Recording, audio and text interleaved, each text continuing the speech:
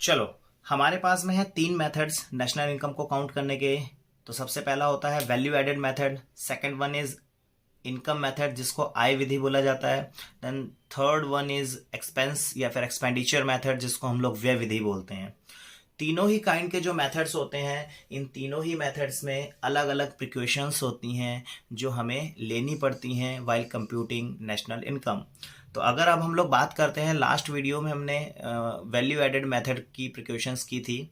आज हम लोग नेशनल इनकम की इनकम मेथड की प्रिकॉशंस करेंगे कि क्या क्या चीज़ें हमें ध्यान में रखनी चाहिए वाइल कंप्यूटिंग नेशनल इनकम। तो अभी हम लोग इनकम मेथड की अगर हम बात करें तो हमने पहले भी देखा है कि हमारे पास में दो तरीके की इनकम होती है बेटा। एक तो होती है आपकी अर्नड इनकम। अब ये अर्नड इनकम क्या होती है? इसको हम लोग बोलते हैं बेटा अर्जित आय। अर्जित आय सबसे सिंपलेस्ट वे में अगर हम इसको बोलें तो ये होती है हमारी कमाई हुई इनकम, कमाई हुई आय। अच्छा बेटा, ध्यान रख लेना, हम लोग जब कभी भी नेशनल इनकम की काउंटिंग करते हैं बाय इनकम मेथड, तो उसमें हम लोग कौन सी मेथड लेकर के कौन सी इनकम लेके चलते हैं?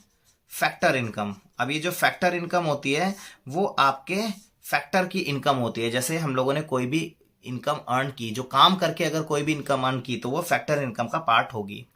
तो एक तो होती है बेटा आपकी अर्नड इनकम जिसको हम लोग कमाई हुई आय बोलती हैं, और एक होती है आपकी अनअर्नड इनकम। अनअर्नड इनकम का मतलब क्या होता है? बिना कमाई हुई आय। अब ये बिना कमाई हुई आय का मतलब क्या होता है? ये इसको हम लोग ना मुफ्त की आय भी बोल सकते हैं। अब ये मुफ्त की आय कैसे? कि भाई देखो, नॉर्मल समझना कि ट्रांसफर इनकम और अर्नड इनकम में क्या अंतर है। अर्नड का मतलब मैंने अगर कहीं पर कोई काम किया और उस काम के बदले में अगर मुझे कोई इनकम मिल रही है तो वो हो जाती है आपकी अर्नड इनकम। दूसरी आ जाती है आपकी हस्तांतरण या फिर जिसको हम लोग बोलते हैं ट्रांसफर इनकम। ट्रांसफर इनकम आपकी ये मुफ्त की आय होती है। इसके लिए आपको कोई भी काम नहीं करना पड़ता, ये आय आपको फ्री में मिल जाती है। अब फ्री में कैसे मिल गई? मान लो मैं किसी की बर्थडे पार्टी में गया और वहां जाकर के मैंने उस बर्थडे बॉय को 1,000 रुपए का गिफ्ट दे दिया या फिर 1,000 रुपए एज अ कैश उसको दे दिए। तो वो 1,000 रुपए के लिए उसने मेरे पास में कोई काम नहीं किया था, वो उसकी मुफ्त की इनकम हो गई।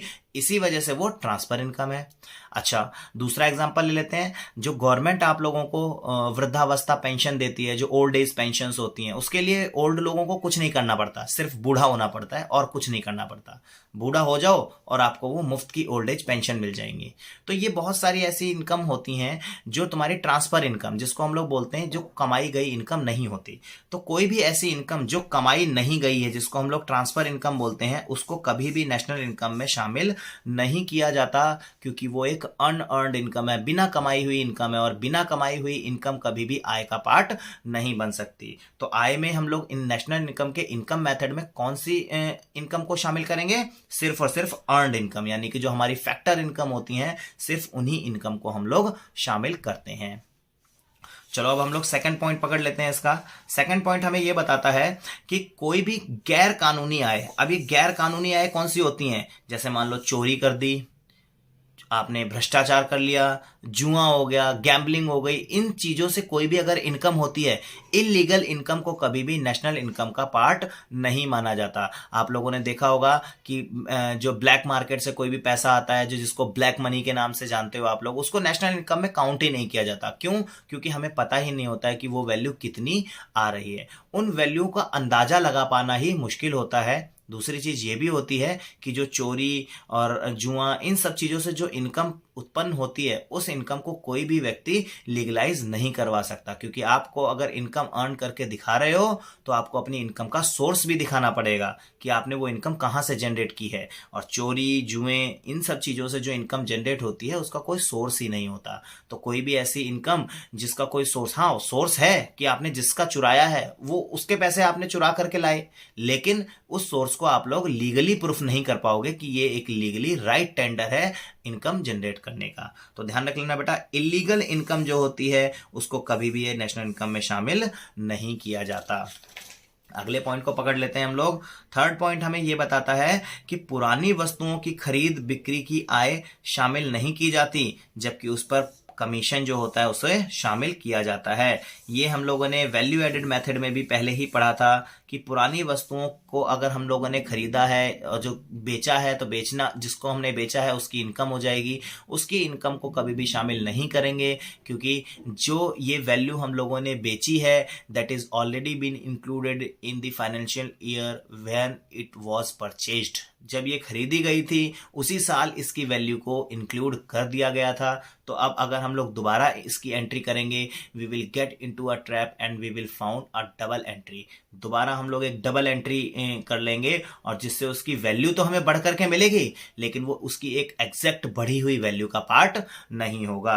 तो ध्यान रख लेना बेटा, पुरानी वस्तुओं का खरीद बिक्री किसी भी इनकम के मेथड में शामिल नहीं की जाती है। इंस्टेड उसके ऊपर जो दलाली या फिर जो कमीशन होता है उसको हम लोग नेशनल इनकम में शामिल करते हैं, क्योंकि जो कमीशन है, जो आपका ब्रोकरेज है, वो उसकी एक अर्नड इनकम का पार्ट है और अर्नड इनकम हमेशा नेशनल इनकम का पार्ट होती है। तो थर्ड हो गया हमारा कि पुरानी वस्तुओं का सेल एंड परचेज शामिल नहीं करेंगे, लेकिन उनके ऊपर जो दलाली और कमीशन है उसको शामिल किया जाता है। फोर्थ देख लेते हैं हम लोग बेटा, एक ये वाइनफॉल गेन्स होते हैं आपके। वाइनफॉल गेन्स क्या होते हैं, जिसको हम लोग बोलते हैं अचानक से कोई आय मिल जाए। अचानक से मतलब का क्या होता है कि जैसे आप लोगों ने लॉटरी लग गई, आपकी रास्ते में चल रहे हो, चलते चलते आपको 1,000 रुपए मिल गए, तो ये वाइनफॉल होते हैं। क्यों? अब ये वाइनफॉल इस वजह से होते हैं क्योंकि आपको पता नहीं है अचानक ये कितने रुपए आपको मिलेंगे भी या नहीं मिलेंगे। गैम्बलिंग हो गई आपकी, या फिर आपने लॉटरी में पैसा जीत लिया, लॉटरी में आपने लॉटरी खरीदी, जरूरी थोड़ी कि आप लॉटरी जीतोगे, लेकिन चांसेस हैं कि आप लॉटरी जीत जाओ। तो केबीसी में आप लोग पैसे जीत गए जा करके। तो इस तरीके की जो इनकम होती है, जो अचानक मिलती हैं, उनको हम लोग कभी भी नेशनल इनकम में काउंट नहीं करते, क्योंकि हमें नहीं पता है कि कितनी इनकम जनरेट होगी, हमें कितना पैसा हम लोग मिलेगा हमें। ये सारी की सारी इनकम जिसका हम अंदाजा ही नहीं लगा सकते, उस इनकम को कभी भी हम लोग नेशनल इनकम में काउंट नहीं करते। अगला देख लेते हैं हम लोग, ये भी हम लोग कई बार पढ़ेंगे वो एक्सपेंडिचर मेथड में भी। शेयर और बॉन्ड का जो सेल एंड परचेज होता है, sale and purchase of share and bonds are not included in national income, but their commission is also included in national income. अब देखो बेटा, शेयर और जो बॉन्ड होते हैं, ये पहली बात तो कागजी दावे होते हैं, इन पर सिर्फ और सिर्फ कागज में ट्रांसफर होते हैं। आजकल तो ऑनलाइन हो गया है, कागज का भी कोई हिसाब नहीं होता, ऑनलाइन सिर्फ ये ट्रांसफर किए जाते हैं, एक पार्टी से दूसरी पार्टी को ट्रांसफर किए जाते हैं। ये आप जो कॉमर्स बैकग्राउंड से होंगे उनको पता होगा कि जब कभी भी इनकी एंट्री की जाती है अकाउंट्स में, तो इसका किया जाता है A share transfer to B's account, A के शेयर को बी के अकाउंट में ट्रांसफर किया गया है। तो ट्रांसफर, पहली बात, अगर हमने ट्रांसफर किया तो ट्रांसफर इनकम कभी भी शामिल की नहीं जाती है। सेकंड थिंग इज कि ये जो शेयर और बॉन्ड होते हैं, इनकी सेल एंड परचेज जो होते हैं वो सिर्फ आपके पेपर की हमारे दावे होते हैं, पेपर के प्रिकॉशंस होते हैं, इनकी कोई रियल वैल्यू नहीं होती, सिर्फ पेपर की वैल्यू होती है। इस वजह से इनको हम लोग कभी भी नेशनल इनकम में शामिल नहीं करते। अब बात करते हैं, अगर हम लोग कोई शेयर और बॉन्ड को बेचने और खरीदने पर जो कमीशन ले रहा है, जैसे बहुत सारे ऐप आते हैं, थर्ड पार्टी ऐप होते हैं, या फिर जो तुम्हारे ब्रोकर होते हैं, वो लोग अपने शेयर को खरीदने और बेचने के ऊपर कमीशन अर्न करते हैं, तो वो कमीशन उनकी इनकम का पार्ट है, क्योंकि उन्होंने अपना काम किया है और उस काम के बदले में अपनी इनकम ले रहे हैं। तो ध्यान रख लेना, शेयर और बॉन्ड ट्रांसफर किए जाते हैं, इस वजह से इनको शामिल नहीं किया जाता। ये केवल एक कागजी दावे होते हैं, इस वजह से इनको हम लोग पेपर वेट बोल सकते हैं, सिर्फ इस वजह से इसको शामिल नहीं करते। तो अब हम लोग अगला देख लेते हैं, जो लास्ट आता है वो है हमारा जो इनकम टैक्स होता है। अब ये जो इनकम टैक्स होता है, इसको कभी भी हम लोग अलग से शामिल नहीं करते हैं। अब वो अलग से शामिल क्यों नहीं करते हैं वो देख लो। देखो, ऐसा होता है कि हमारी टोटल इनकम, मान लो मैं कहता था 20,000 रुपए थी टोटल इनकम। अब सरकार ने बोला कि अगर आपकी इनकम 20,000 रुपए होगी तो आपको देना पड़ेगा इसका 10% टैक्स।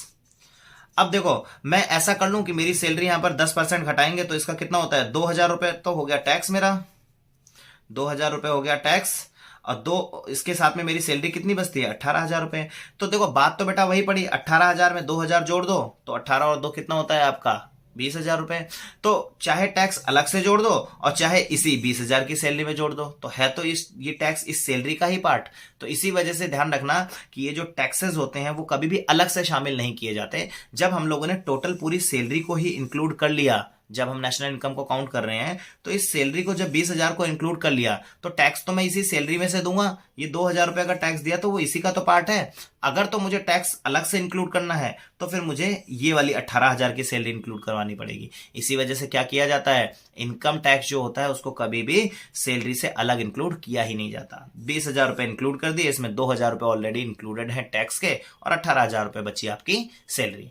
तो ये 6 आसान आसान से हमारे पॉइंट्स थे जिनको हम लोग प्रिकॉशंस लेनी होती है वाइल कैलकुलेटिंग नेशनल इनकम। तो ये आसान आसान से पार्ट्स थे जिनको आप लोग आसानी से याद कर सकते हो। कुछ और भी होते हैं हमारे पार्ट, जैसे जो टोटल आपका प्रॉफिट होता है उस प्रॉफिट के 3 पार्ट होते हैं। एक तो होता है डिस्ट्रीब्यूटेड प्रॉफिट, एक होता है अनडिस्ट्रीब्यूटेड प्रॉफिट और एक होता है आपका कॉर्पोरेट टैक्स। अब अगर हम लोगों ने डिस्ट्रीब्यूटेड प्रॉफिट और अनडिस्ट्रीब्यूटेड प्रॉफिट और कॉर्पोरेट टैक्स को अलग अलग लेकर के चल रहे हैं तो फिर हमें इंक्लूडेड प्रॉफिट को नहीं लेना। तो आप आसान आसान से कोई भी 6 पॉइंट्स याद कर लो। इस 6 से ज्यादा आपको याद करने की जरूरत नहीं है, ये 6 मोर देन एनफ है। इनको आप अच्छे तरीके से याद कीजिए और आगे आप लोगों के लिए ये हेल्पफुल रहेगा। तो इस वीडियो को अभी यहीं खत्म करते हैं, ज़्यादा लेंथी नहीं करते हैं इस वीडियो को, और मिलते हैं हम लोग नेक्स्ट वीडियो में।